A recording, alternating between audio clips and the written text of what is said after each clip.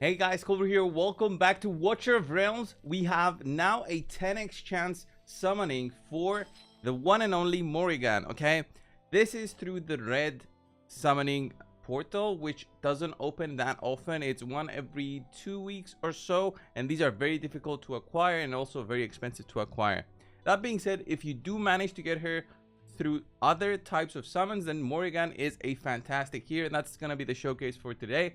I'm going to show you on how to possibly use her. I personally use her as an AOE mage. I don't use her specifically for all areas of the game, such as the guild boss, although she can be used there at the start.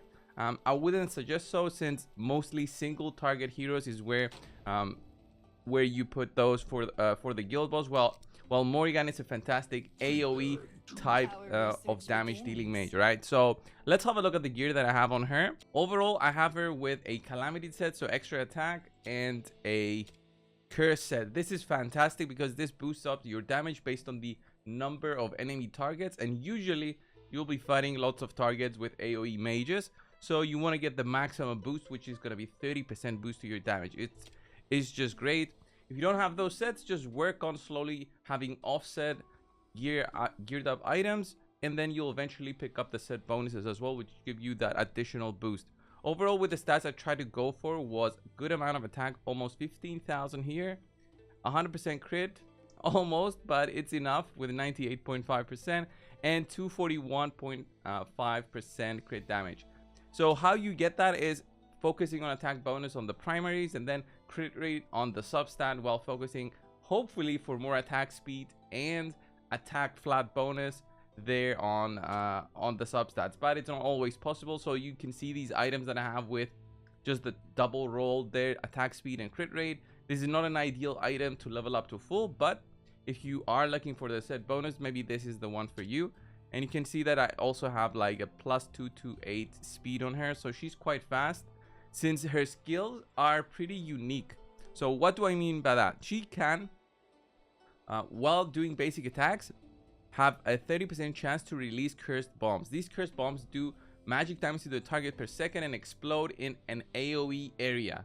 So where she sends those basic attacks, there's an additional AOE burst of damage. So that is why she's a fantastic AOE damage dealer.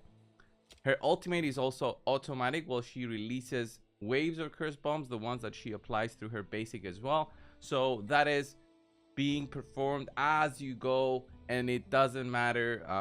You cannot activate your ultimate. This is fantastic because it's a very easy hero to use. You just place her down, make sure she has enough support, enough damage boosting, and she'll just clear through waves of enemies. Then her magic attack, her basic attack, is very simple, attacks multiple targets. She also has, after the curse bombs detonate, she generates a ground effect area where she does multiple AOE damage per second. Airborne units take half of the damage, which is fine. And then Cursed Pact, after being deployed for 40 seconds, look at the damage which you get, 30% permanent damage boost. That is fantastic. But of course, I have her fully maxed out. That's why you'll see the full potential of this hero, and I'll put her in gear rate 1, where I would say she's the most ideal. There's so many targets in there that she'll be getting the maximum benefit from both the gearing and her skill set. Okay, so her skill set is for many targets, and that's where she'll shine. And then for artifacts, there's many different artifacts you can go for her. I would say if you don't have the support for her, and what do I mean by that? Support for her would be heroes that can apply a slow for her to be doing more damage. Then I would suggest the Blue Sea Ice Ring artifact if you have access to it, since this can also have the chance to slow down the target at a 40% per hit, which is very nice to give you that added bonus which her Lord skill gives. So her Lord skill not only boosts faction allies basic attributes, but she also boosts damage dealt to enemies under stun, freeze, immobilize, and other control effects by 30%. So other control effects includes slow. So 30% boost there, increases faction allies AOE damage by 25%. So it's an amazing Lord skill to have when you're going into specific encounters, such as the gear raid 1, which is where I'll show you, and I'll show you just her. No other champion will be placed there in terms of damage. You just put her there with support. And of course, this is not, you know, this is not the ideal way to showcase her, but it's where she can eventually take you. And just understand that you can add on top of this, you can add many more other heroes. You can add melee characters that can tank the waves. You can add more DPS that can get the bonuses from Morrigan. And as you go up, it will become easier and easier for you. The key thing here is to understand that she does a ton of damage, and it's just amazing. So look at this. I only have Morrigan here and then 3 supports.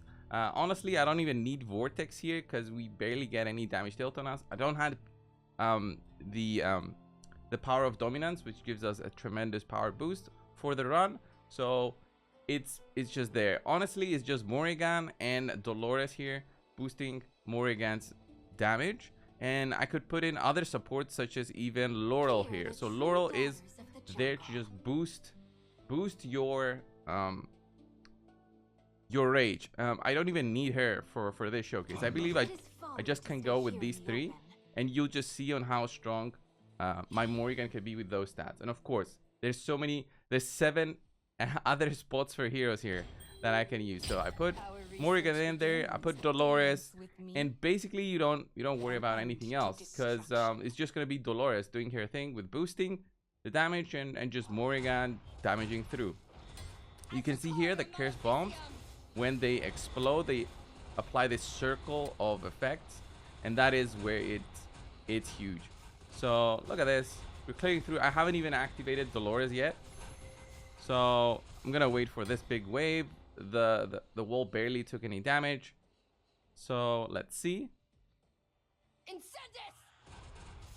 Let's see with Dolores boosting on how easy it's gonna be for us to do.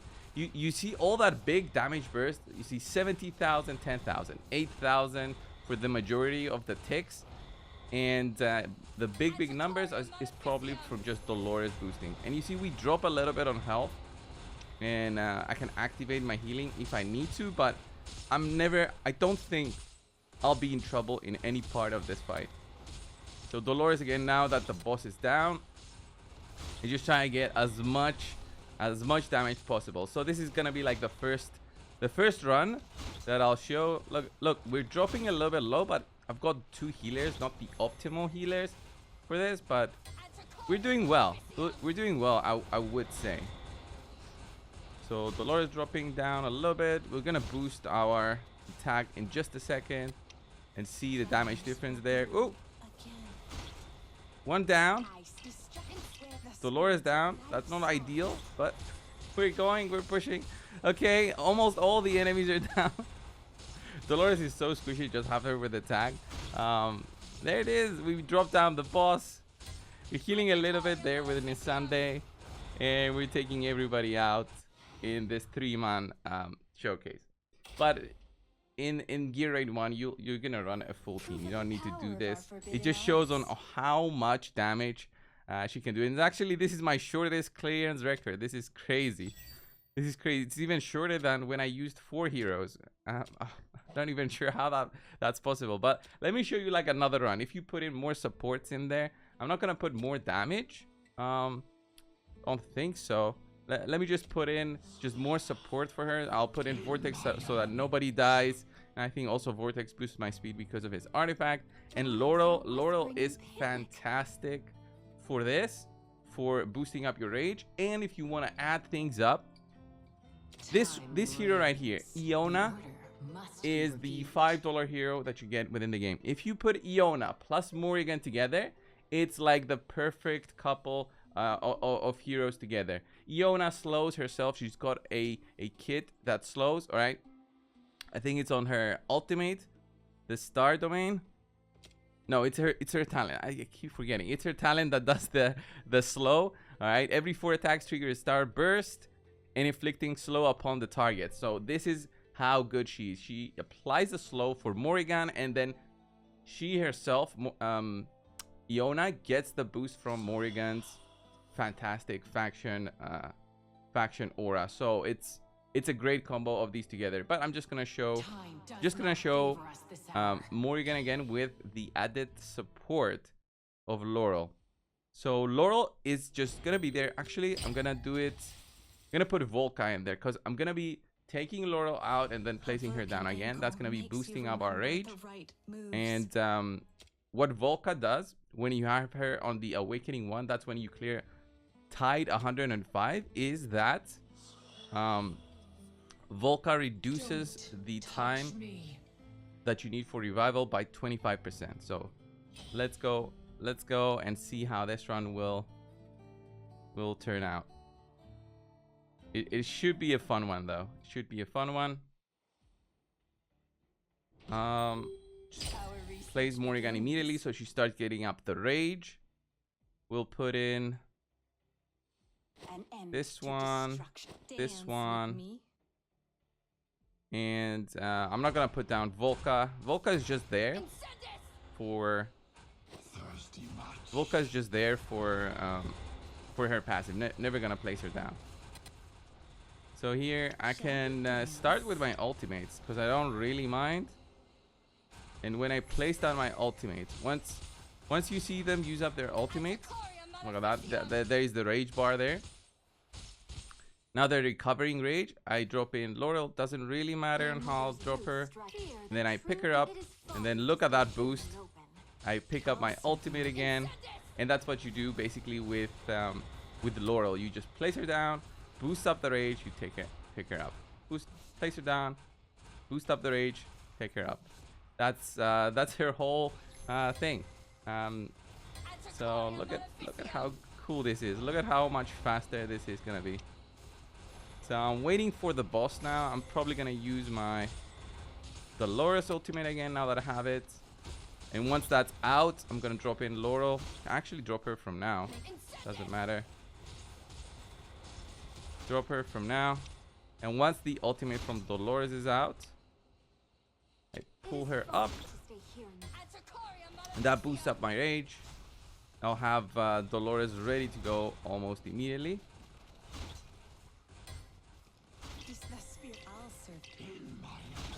And let's see how much faster we can get this run going. Dolores boosting our damage.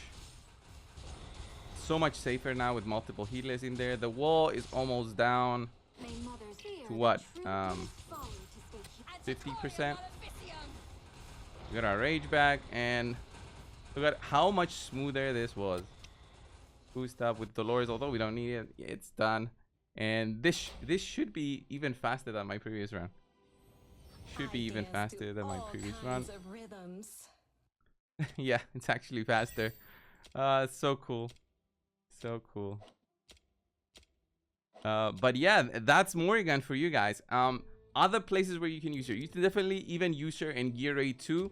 Can be used as the hero that does damage there on the boss. And pretty much takes out all the waves. She's a very strong AOE type damage dealer.